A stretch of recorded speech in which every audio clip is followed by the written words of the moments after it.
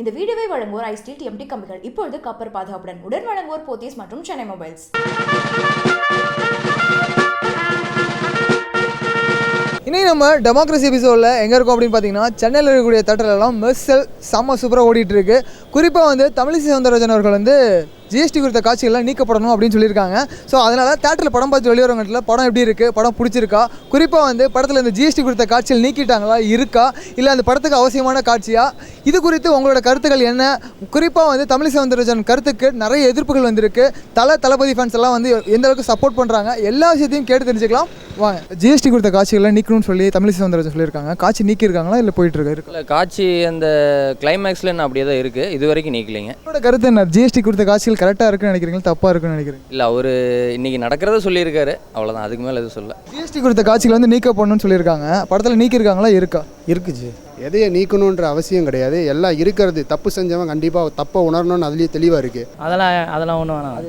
நீக்கிறதுக்கு வாய்ப்பே இருக்கக்கூடாது. இது யார் சொன்னாலும் நீக்கக்கூடாது. இருக்காங்க, அது இருக்குது. அதை எதுக்கு எடுக்கணும்? அது உண்மையாக தானே சொன்னார். இருக்கு, ஜிஎஸ்டி பற்றி சொன்னது இருக்கு. 12% ஆன் மெடிக்கல் இது இருக்கு. அதை பற்றி உங்களோட ஒப்பீனியன் என்ன சொல்கிறீங்க? படத்தில் இருக்கணும்னு நினைக்கிறீங்களா, இருக்கக்கூடாதுன்னு நினைக்கிறீங்க? இருக்கட்டுமே. படத்தில் உங்களுக்கு என்ன விஷயம் பிடிச்சிருந்தது? இல்லை, படத்தில் இப்போது கண்டெம்பரரி இஷ்யூஸ் நிறையா பேசியிருக்காங்க. அது ரொம்ப முக்கியமாக பார்க்கப்பட வேண்டிய விஷயங்கள். ஏன்னா மருத்துவமாகட்டும் சரி, இல்லை நம்மளுடைய ஜிஎஸ்டி டாக்ஸேஷன் பாலிசி ஆகட்டும் சரி, இது எல்லாத்தையுமே கொஞ்சம் ரீகன்சிடர் பண்ணால் நல்லாயிருக்கும்னு எனக்கு தோணுது. இல்லை, நீக்கப்பட்டதுக்கான அவசியம் வேண்டாம். ஏன்னா இருக்கிறதான காமிச்சிருக்காங்க. அவங்க சொல்கிற பாயிண்ட்ஸ் எல்லாம் உண்மை தானே. நடவடிக்கைகள் எடுக்கலாம், குறைக்கிறதுக்கான நடவடிக்கைகள் எடுக்கலாம், நீக்கணுன்ற அவசியம் கிடையாது. ஏன்னா இந்தியாவில் நிறைய பார்த்திங்கன்னா ஏழைங்க தான் ஜாஸ்தி. இன்னும் கூட லிட்ரஸி ரேட்டும் ரொம்ப கம்மி, எல்லாமே கம்மியாக இருக்கும்போது இவ்வளோ ஜிஎஸ்டியை நம்ம மக்கள் ஏற்றுக்க முடியுமான்றது கொஞ்சம் யோசிக்க வேண்டிய விஷயம். இதெல்லாம் அரசியல் சம்மந்தப்பட்ட கேள்வி. படத்துக்கு ஓகே படத்துக்கு ஓகே. படத்தில் வந்து இருக்க தப்பு கிடையாது. படத்தில் இருக்குது, படம் தானே இது. படத்தை பாருங்கள், அவ்வளோதான். படத்துக்கு ஓகே. அது தவறான இதே கிடையாது. இப்போ வந்து இருக்கிற பிரச்சனை, போயிட்டு இருக்க பிரச்சனைக்கு முக்கியமான கருத்து தான் அவர் சொல்லியிருக்கிறது. ஜிஎஸ்டி கொடுத்த காட்சியில் வந்து நீக்கப்படணும்னு சொல்லி தமிழிசை சவுந்தரராஜன் சொல்லியிருக்காங்க. முதல்ல தலை ஒழுங்காக வர சொல்லுங்கள், அப்புறம் வந்து இது பேசிக்கிட்டோம். ஜிஎஸ்டி படத்தில் இருக்கா அந்த காட்சிகள், இருக்கா, நீக்கிட்டா இருக்குது. அதெல்லாம் நீக்க முடியாது. அவர் சொன்ன 100% உண்மை. முதல்ல போய் அது அவங்களுக்கு கிளியர் பண்ண சொல்லுவாங்க. தப்பு பண்ணுறவங்களுக்கு மட்டும்தான் இது குத்தம்னு சொல்லி விஜய் ஒரு சீனில் சொல்லியிருக்காருல்ல. தப்பு பண்ணுறவங்களுக்கு மட்டும்தான் இது குத்தம். பார்த்த வரைக்கும் உங்களுக்கு தப்புன்னு தோணுச்சா, கரெக்டுன்னு நினைக்கிறீங்களா? உள்ளது தானே கேட்குறாங்க, இதில் என்ன தப்பு இருக்குது? இப்போது நம்மளோட கருத்தை வந்து தெரிவிக்கிறதுக்கு வந்து நம்ம நிறைய மீடியா யூஸ் பண்ணுறோம் இல்லையா, அந்த மாதிரி ஒரு மீடியா தான் இது. ஸோ நம்ம இதை வந்து ஒரு ரிவ்யூவாக தான் பார்க்கணும். அதை வந்து நம்ம பெரிய விஷயமா ஆக்கக்கூடாதுன்றது தான் என்னோட கருத்து. இருக்கணும். அது இருந்ததுனால தான் படம் கொஞ்சம் கம்ப்ளீட் ஆன மாதிரி இருந்துச்சு. நல்லா இருக்கு, படம் நல்லா இருக்கு. Vijay sir, of course, yes, that's what we expect. No, they all will fight for the social cause only. The movies are made. இப்போ சொல்கிற மாதிரி, அவர் சொல்கிற மாதிரி 28% ஜிஎஸ்டி நம்ம வாங்குற நம்மளால் எங்கேயுமே இலவசமாக கொடுக்க முடியல. நம்ம கவர்மெண்ட் ஹாஸ்பிட்டல் எதுவுமே கிடையாது. அவர் சொன்ன மாதிரி தான். இப்போ லாஸ்ட்டில் யூபியில் நடந்தது தான் அவர் சொன்னார். 68 குழந்தைங்க இறந்துச்சு ஆக்சிஜன் சிலிண்டர் இல்லாமல். அதெல்லாம் உண்மை தானே, எப்படி அது பொய்ன்னு சொல்ல முடியும்? தாறுமாறாக இருக்குது. படத்தில் மற்ற சீன்லாம் விசில் வந்து இல்லையோ, இவங்க அந்த ஜிஎஸ்டி பற்றி பிரச்சனை இலைப்புட்டுலேருந்து அந்த டைலாக் மட்டும்தான் படத்தில் செம்ம விசிலு. சின்ன குழந்தைலேருந்து பெரியவங்க வரையும் எல்லாரும் கிளாப்ஸு பயங்கரமாக இருந்தது. சிங்கப்பூரில் எல்லாம் டேக்ஸ் கட்டுறானுங்க, ஆனால் இங்கே எவன் டேக்ஸ் கட்டுறான்? 35 லட்சம் பேர் தான் டேக்ஸ் கட்டுறான், மிச்சம்லாம் சும்மா தான் இருக்கான். 10 லட்சம் பேர் குறைச்சி ஆடிட்டர் எவ்வளோ பேர் காசு சம்பாதிக்கிறான், அதை ஃபஸ்ட்டு நிறுத்த சொல்லுங்கள். இது ரொம்ப நாள் கழித்து நல்ல படம், குடும்பத்தோடு பார்க்க வேண்டிய படம். 28% நம்ம டிஎஸ்டி வந்து பிடிக்கிறாங்கன்னா, ஒரு சாதாரண ஒரு எம்ப்ளாயி டேக்ஸ் இல்லாமல் எங்கே போனாலும், ஒரு ஹோட்டலுக்கு போனால் கூட ஃபுல்லாக வந்து டேக்ஸ் போடுறாங்க. சாராயத்துக்கு 1% கூட ஜிஎஸ்டி இல்லை, ஆனால் மருத்துவத்துக்கு 28% ஜிஎஸ்டி. அதை குறைய சொல்கிறாங்க. ஒரு கவர்மெண்ட் ஆஸ்பத்திரியாக சரியாக இருக்கா, அதுக்கு வழி இல்லை. அதான் படத்தில் இந்த மட்டும் நீங்கள் சொல்கிறாங்கன்னா அது தப்பு தான். படம் மாஸ், நான் இதோட 4th டைம் பார்க்குறேன். இன்னும் ஃபஸ்ட் டைம் பார்க்குற மாதிரியே இருக்குது. தலைவரோட மாஸுக்கு வந்து ஈக்குவலே யாரும் வர முடியாது. அடுத்த எம்ஜிஆர்னே சொல்லலாம் தலைவரை. சூப்பராக இருந்துச்சு. இதை பாட்டை பற்றி சொல்லியிருக்காங்க, நர்ஸை பற்றி சொல்லியிருக்காங்க, டாக்டர்ஸை பற்றி சொல்லியிருக்காங்க, மெடிக்கல்ஸை பற்றி சொல்லியிருக்காங்க. எங்கள் தலை நல்லா ரீச் ஆகும். நல்லா கவர்மெண்ட் தளபதி வந்து நல்லா ரீச் ஆவார். எத்தனை தடை வந்தாலும் எங்கள் தளபதிக்கு வடை சாப்பிட்ற மாதிரி சும்மா தடையெல்லாம் தாண்டி கெத்தா போவார்.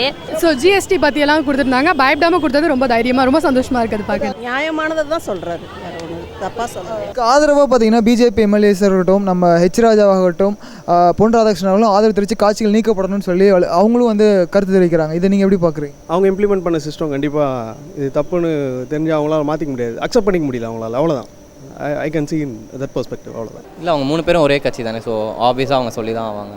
அவர் அந்த படத்தில் சொல்லியிருக்க மாதிரியே யாருக்கெல்லாம் குறுகு இருக்குமோ அவங்க மட்டும்தான் பேசுவாங்க. நல்லா பண்ணியிருக்காங்க, நல்லா சொல்லியிருக்காங்க, உண்மையாக தான் சொல்லியிருக்காங்க. அதனால தான் அவங்கள கோவம் வருது. அவங்க அரசியல் அவங்க கட்சியை பார்க்குறதுக்கே டைம் இல்லை, இதில் வேற வராங்க படத்துக்கு. ஏன் வேணா அவங்க வரப்போகிறாங்க சார்? உண்மை தானே சார் சப்போர்ட் பண்ணுறாங்க, எதுவும் பொய்யா இல்லையே. அதான் தலைவர் சொல்லிட்டாரு, பொய்யா இருக்கிறவங்களுக்கு தான் கோவம் வரும்னு. இதுக்கு மேலே எதுவும் க்ளீனாக சொல்ல முடியாது. சொன்னால் பாதி பேருக்கு பொறுக்காது. அதை சொல்கிறாங்க சொல்லிட்டு ஃப்ராங்காக சொல்கிறாங்க சொல்லிட்டு அதை தடை பண்ண சொல்லுவாங்க. ஆனால் இதை பற்றி சொன்னால் தான் அவங்க திருந்த முடியும். அது திருந்தாங்கன்னா அவங்களுக்கு நல்லது.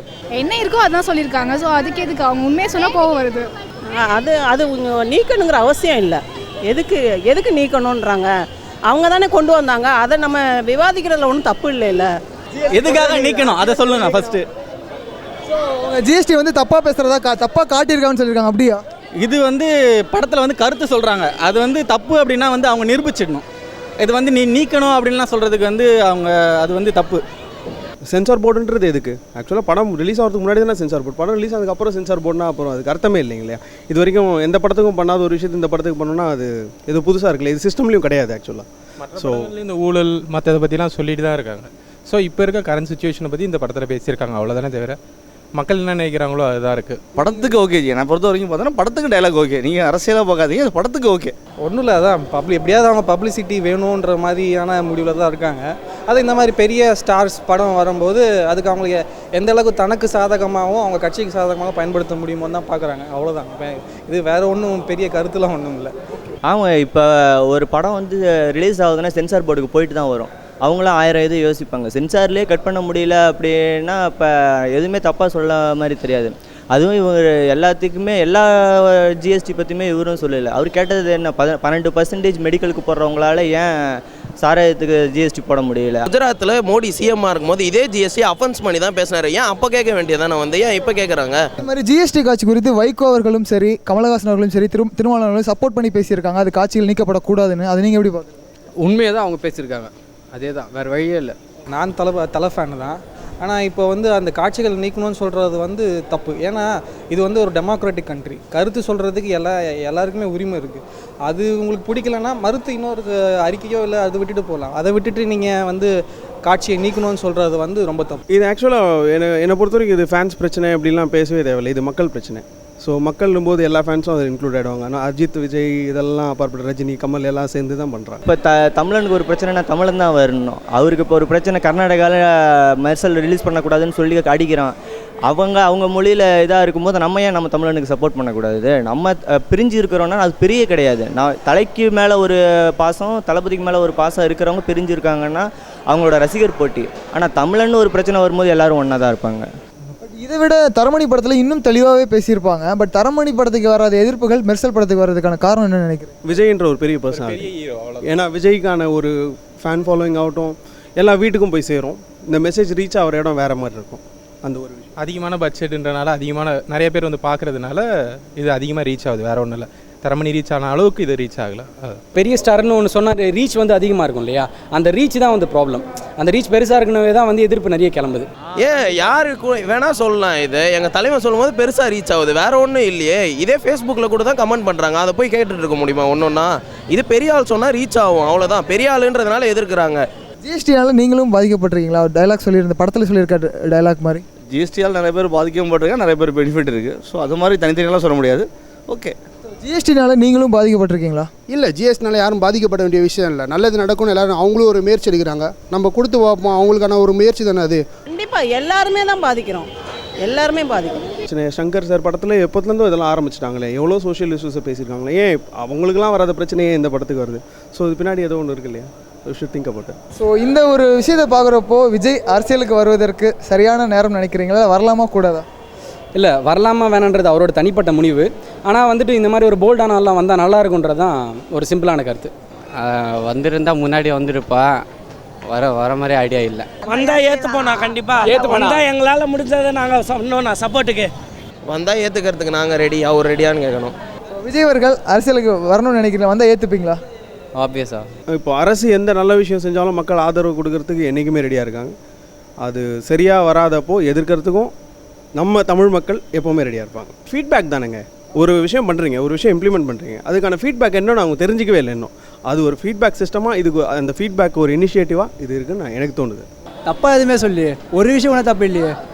ஜிஎஸ்டி வந்து 28% வந்து ஏன் வாங்குறீங்கன்னு சொல்ல, வாங்குற ஜிஎஸ்டிக்கு ஏன் மருத்துவம் வந்து ஃப்ரீயாக கொடுக்க மாட்டீங்கன்னு தான் சொல்கிறாங்களே தவிர தப்புன்னு ஒரு விஷயமா சொல்லவே இல்லை தளபதி. ஓவராலாக படம், இந்த படம் சமுதாயத்துக்கு தேவையான படம்னு நினைக்கிறீங்களா?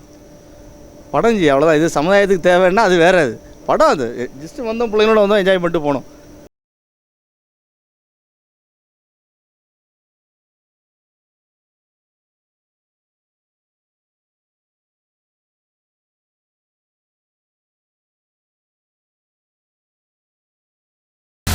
இந்த வீடியோவை வழங்குவோர் ஐஸ்டீல் டிஎம்டி கம்பிகள். இப்பொழுது காப்பர் பாதுகாப்புடன். உடன் வழங்குவோர் போத்தீஸ் மற்றும் சென்னை மொபைல்ஸ்.